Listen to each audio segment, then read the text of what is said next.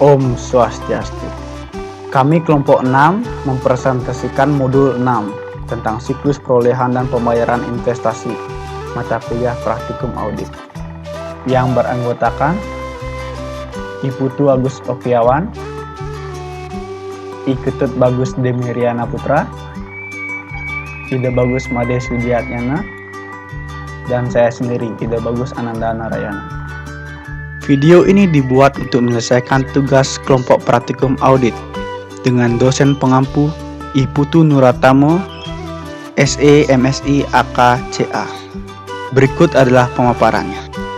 Pada kesempatan kali ini, kita masuk ke materi modul 6, auditing, yaitu siklus perolehan dan pembayaran investasi di buku 2, edisi 3, Sukrisno Agus. Kita akan bahas dulu di sini disebut dengan prosedur audit. Prosedur audit ini pada buku 1 halaman 128, di mana program audit ini membahas tentang pembuktian saldo investasi pada tanggal neraca tersebut benar-benar ada dan dimiliki oleh perseorangan. Tinggal di sini adanya yang disebut dengan pertanyaan-pertanyaan yang dilakukan oleh auditor untuk memastikan bahasan dari program audit tersebut berjalan dengan lancar.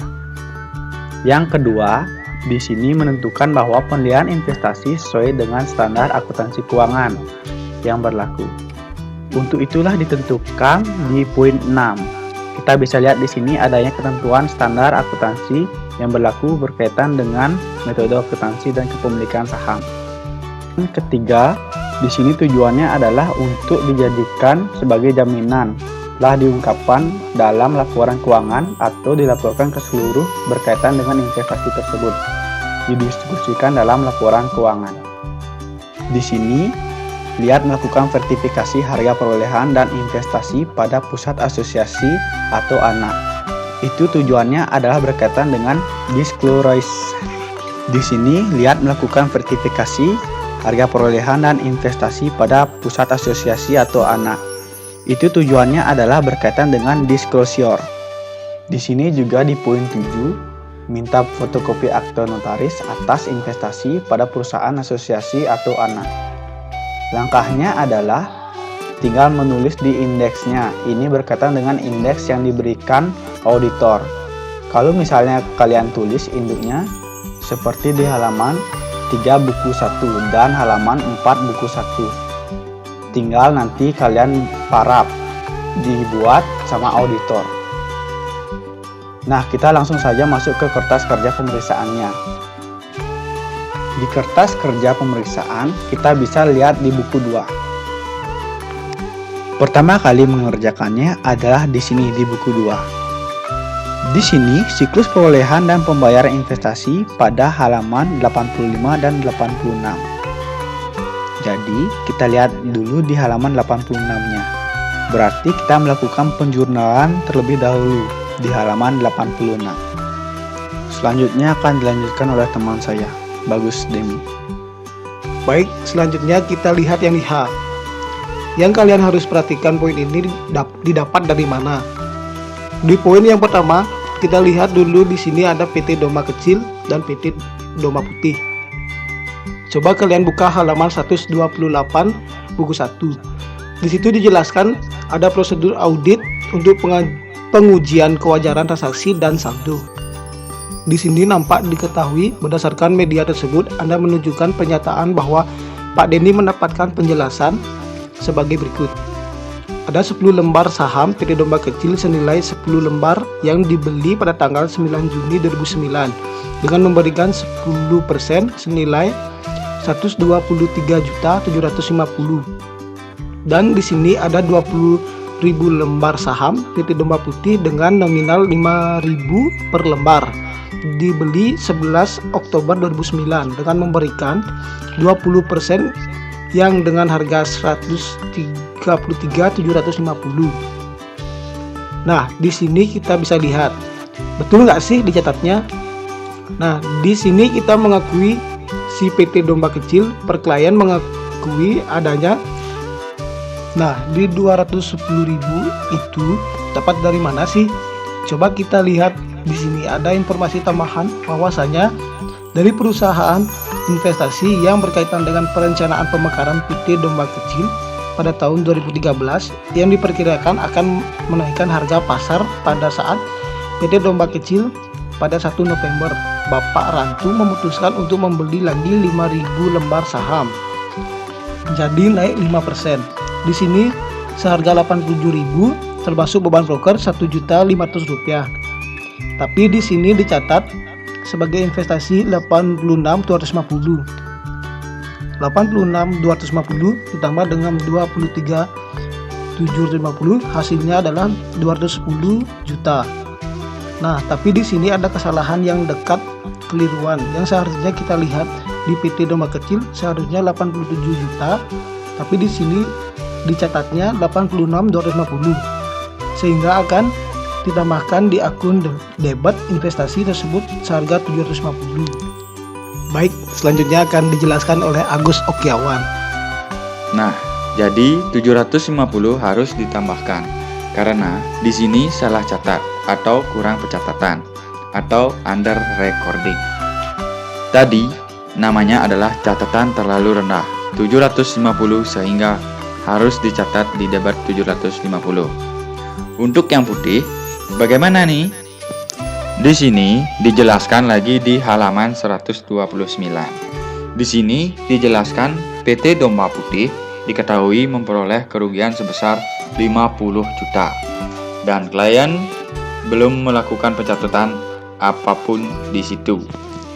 Nah, di sini kita bisa lihat 50 juta ini berarti kan adanya penurunan nilai dari investasi. Maka ketika ada penurunan nilai dari 20% karena kita memiliki 20% kepemilikan, maka 50 juta dikali dengan 20% sehingga menghasilkan 10 juta. Nah, untuk yang di halaman 129 PR Domba Putih memberikan informasi bahwa laba bersih perusahaan tersebut pada tahun 2011 sebesar 500 juta dan pembagian dividen sebesar 5.000 per lembar saham laba bersih PT Domba Kecil diketahui peroleh secara merata sepanjang tahun. Dividen diumumkan pada tanggal 31 Desember akan tetapi dibayarkan pada 6 Januari sehingga di sini belum ada penambahan modal. Sehingga dengan demikian kita bisa langsung masukkan bahwasanya tidak ada penambahan modal PT Domba Kecil. Nah, dengan demikian kita wajibkan jurnal yang pertama itu berkaitan dengan adanya pemeriksaan. Maka ada koreksi pencatatan. Kalau catatan di halaman 86 di situ dijelaskan bahwasanya setelah dilakukan pemeriksaan maka menemukan adanya koreksi sebesar 750.000. Itu didapat karena dia di sini salah membebankan atau di sini dia kurang membebankan yaitu yang tadi 750.000. Sedangkan investasinya kurang 750.000. Jadi investasi pasca beban lain-lain sebesar 750.000. Yang kedua di sini adalah untuk mencatat adanya terjadinya pendapatan, tapi karena di sini berkaitan dengan investasi tidak muncul, pendapatan tersebut didapat dari mana? 75 juta. 75 juta itu didapat di halaman 129 karena di sini mengumumkan adanya laba bersih 500 juta. Laba bersih ini menjadi salah satu penambahan investasi. Di sini seharusnya ada penambahan dividen. Maka dimasukkan ke dalam piutang lain-lain pada pendapatan lain-lain. Selanjutnya dilanjutkan oleh teman saya. Ide bagus, Made Sudiarnyana. Baik, sedangkan yang ketiga di sini untuk mencatat penurunan nilai dari investasi. Yang dilakukan untuk mencatat terjadinya penurunan nilai dari investasi yang dilakukan PT Domba Putih sehingga dapat disimpulkan di sini. jurnalnya adalah beban lain-lain. Pada investasi atau kita bisa tulis dengan beban kerugian, penurunan nilai biasanya menggunakan laba ditahan pada investasi PT Domba Putih, sehingga di sini kesimpulan auditnya adalah menurut pendapat kami itu ditulis di halaman 86. Menurut pendapat kami, saldo investasi disajikan secara wajar dan sesuai dengan standar akuntansi keuangan yang berlaku umum. Kenapa demikian?